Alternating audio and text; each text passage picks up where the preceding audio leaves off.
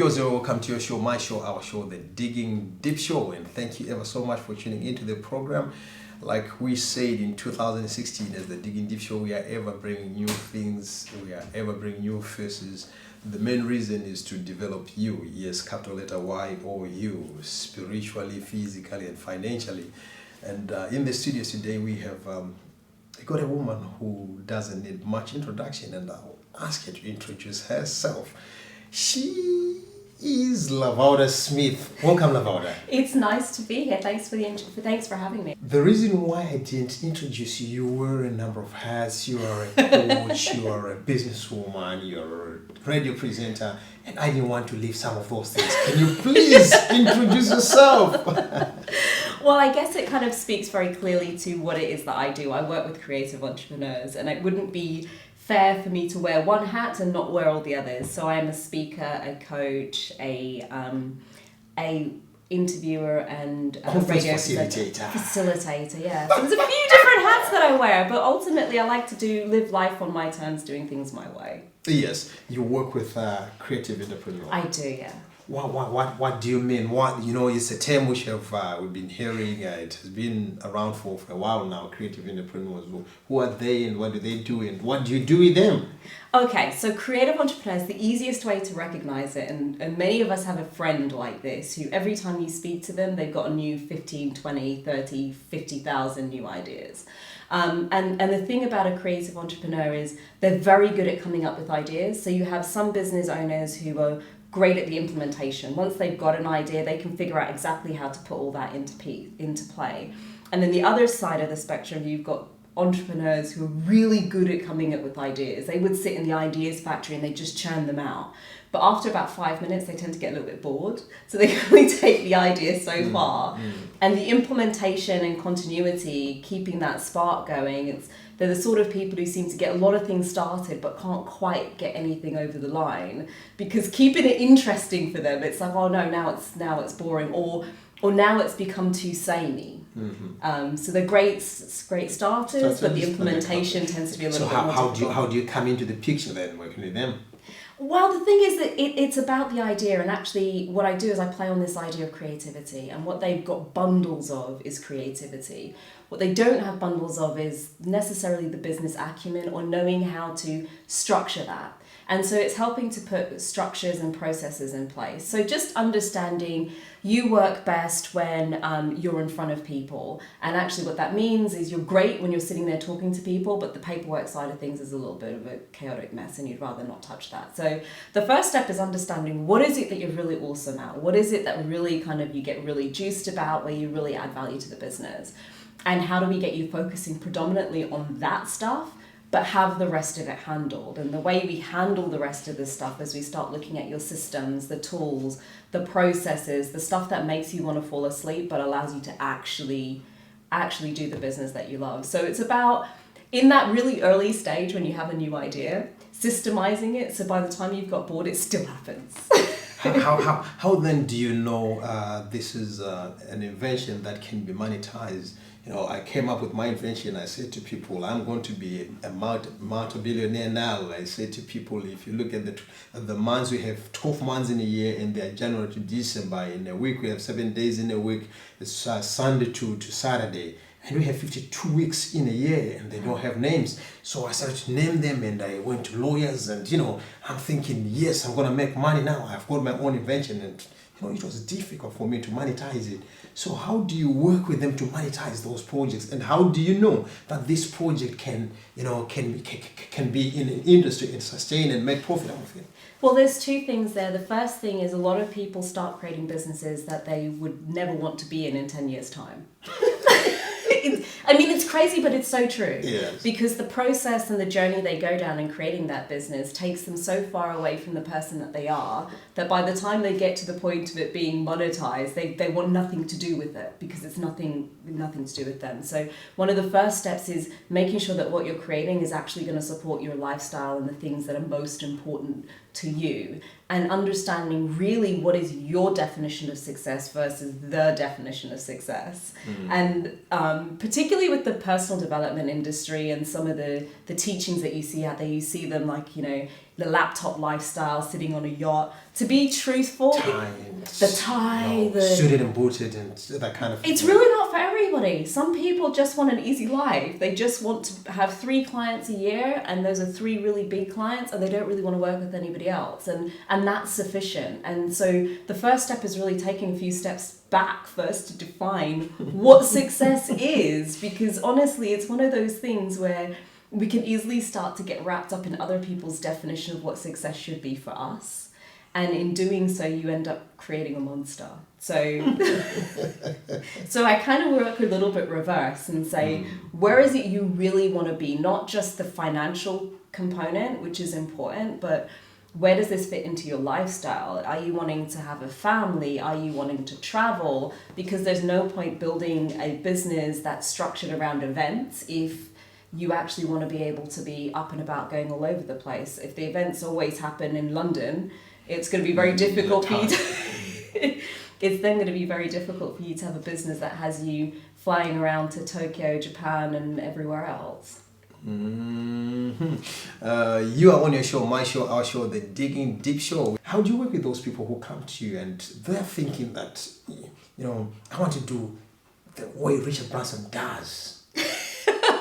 Okay, so the first thing, I shouldn't laugh. The first thing is, one of the biggest problems people have is they look at people like Richard Branson. Yes. And they say, right, in order for me to be successful, I have to do what Richard Branson's doing. Yes. Wrong. Wrong, because right now you don't have the resources, the know-how, the background, the connections that Richard Branson has. You just don't. And the bit that people miss is you need to do what Richard Branson was doing when he started, not what he's doing now. And when you put it like that, it sounds pretty obvious. The do what successful people do mantra works very well. It's like you've got to go back to the point when they were beginning. The way that Richard Branson is working now is not how he was working when he opened his very first record store. It couldn't have been. He didn't have the resources. He didn't have the same amount of money, the same connections, the same know-how that he has right now. And I think we can often idealize these people who are successful within business and think, right, you know, people are marketing in this way. Businesses go in phases. You have a really early stage where it's really bootstrap, a little bit bootlegging, kind of flying a little bit by the seat of your pants, truth be known. And you're testing, you're creating, you're making things up. You might have multiple different processes and quite a few different systems and tools that you're using right at the beginning.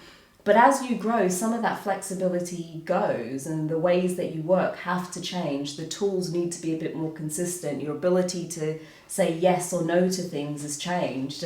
And what we do is we tend to look at somebody who's all the way at the end of that success, success piece, and then start doing what they're doing and wondering why it's not working for us right at the beginning of our process. 2016, there's a number of things are changing due to technology, and most of the people who are working now, they are either working from home and on their laptops and all that stuff.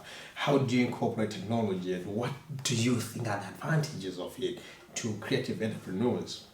Well, the thing is, you can now do most things really easy. I think the biggest advantage of technology is there are things that you used to have to do yourself manually, where there are now a number of different tools that will automate that and allow you to do it really simply. Let me give you an example. I was talking to a very dear friend of mine, and she's very creative. And one of her challenges has been, Lovelda, when it comes to booking people's time, and I really struggle, and she works a lot through freelancers, which is all very perfect, except she doesn't like managing their time. So she goes, I'm really great when I get a client in at then finding the correct freelancers to be able to do the work.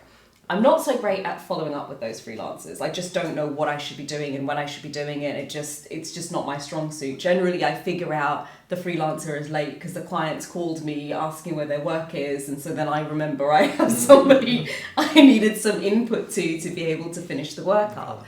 And then I pointed out to her that there are some tools that would allow her to create a templated email that she could send out, she could schedule to have sent out to the freelancers the day before the work is due. And so it's things like that that technology enables people where you have a gap in your ability, where it's like, I know this thing here is not a strength of mine, but I somehow need to be able to plug that gap.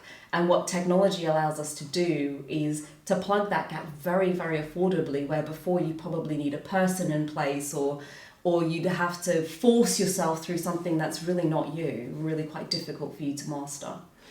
You know, they say when you go at the top, you also have to remember those whose shoulders you used to be at the top. And you're a woman, and now there's a lot of women empowerment coming up. How often and how much are you working with other ladies in the women empowerment thing? And is it there? Was just a myth, the women empowerment and women in business thing? I think what's happening is people are waking up to the fact that there are a lot of women with very powerful views on business. I think we've gotten past the general sort of gender debate of we need to have more women in business, and that's still one of those things, but I think there's now becoming much more of an acknowledgement of the role in which women play in business, but more to the point, the way in which women tend to work so differently. I found this quote through a friend of mine, actually, and I was using it to explain to my fiance why our brains work very, very differently. And I say this to point out that men and women just typically tend to do business quite different.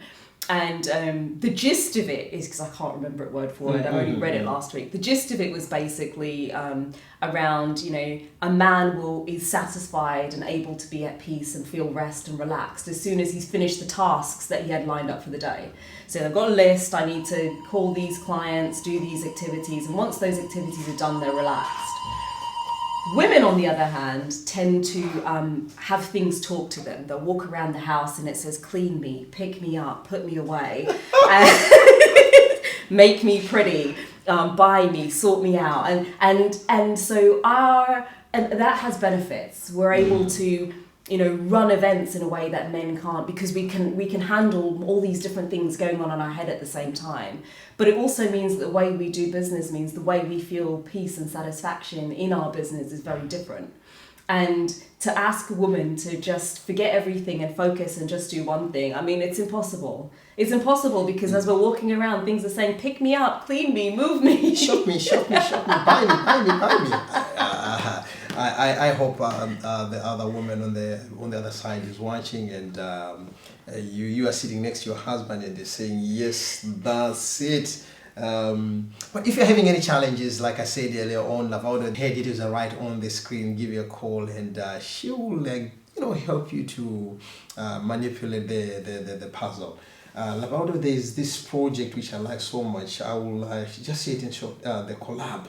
What is it all about? Oh, the Collaboration Club is a forum for creative entrepreneurs. It's a place that allows a creative entrepreneur to be themselves, to play the way that they play, to understand their strengths, and to do business the way that they do business, being able to focus on that which they love, knowing that which needs to be done is handled.